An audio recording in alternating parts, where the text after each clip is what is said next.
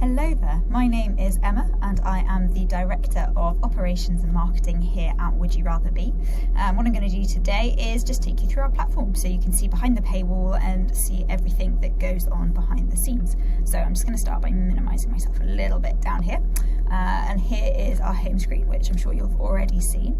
And when you click Get Started, it takes you to these initial kickoff questions, which take no more than about 30 seconds to go through.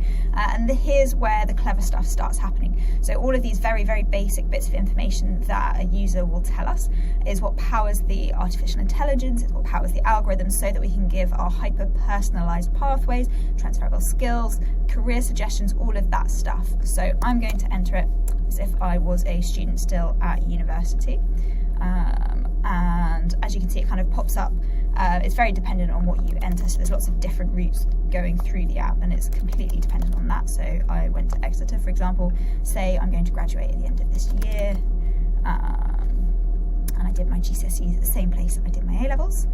Now, this screen is specific to university students, but there's different variations for different kind of groups and different cohorts. And this allows students, for example, to put in all work experience internships that they've had that's kind of over about a week long. And it powers our transferable skills feature, which I'll get to later on. So say when I was a student, I worked as a sales assistant, I did some admin, and I was a waitress. So this then goes straight into the fun bit, which is the quiz. And here we are. So the idea here is that you choose between which one you would rather be, not necessarily which one you absolutely definitely want to be. And this helps us kind of understand what lies behind your career interests and really gets to grips with it. So for example, here I like the idea of being a forensic scientist. I like the idea of being a chef. Between these two, I'd rather be an academic researcher.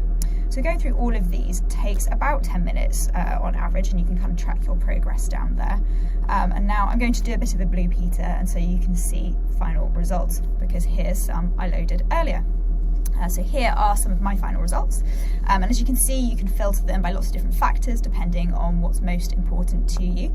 And when you kind of have a little look at each of the career suggestions, there's that labour market information data there. So for example, future-proof, we highlight ones that are not future-proof, things with lots of jobs available, things that have that use somebody's degree, whether there's a strong skills match. There's lots of different labels that you'll see once you start scrolling through all of your final results. But most interestingly, what we do is we calculate the exact time and cost it would take for that individual user to get into that career. So I'm going to click on one of these to show you what that looks like in a little bit more detail. So here is animator, and again we've got a bit more labour market information here, we've got a bit more detail about it. On nearly half of ours we also have videos, but that will kind of get up to all of them very shortly.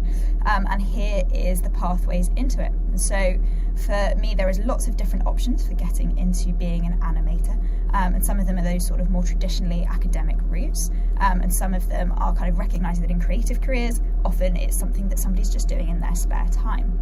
So let's click on this one, for example, a traditional academic route. Again, so we've got the time and the cost and the starting salary that somebody would go into.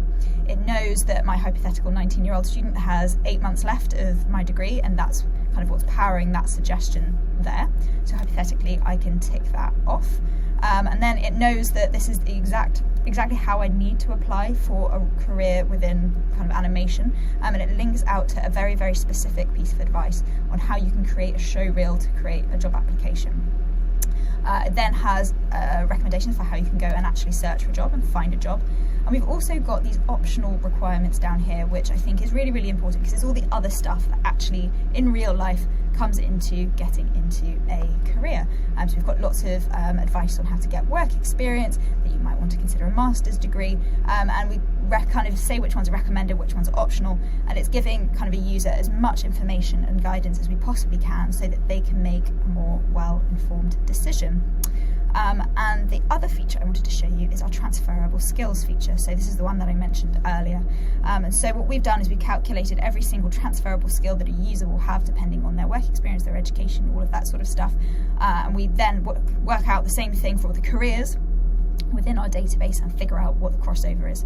So every single user will know every single transferable skill that they have within every single career, and they'll know exactly where they got that skill from. And this is incredibly powerful in terms of writing kind of impactful CVs, cover letters, bringing that to a careers advisor. It's hugely helpful in making decisions. We've also got more kind of options to find jobs down here, and the idea is that basically it's helping people make as many well-informed decisions as they possibly can. Thanks so much for listening.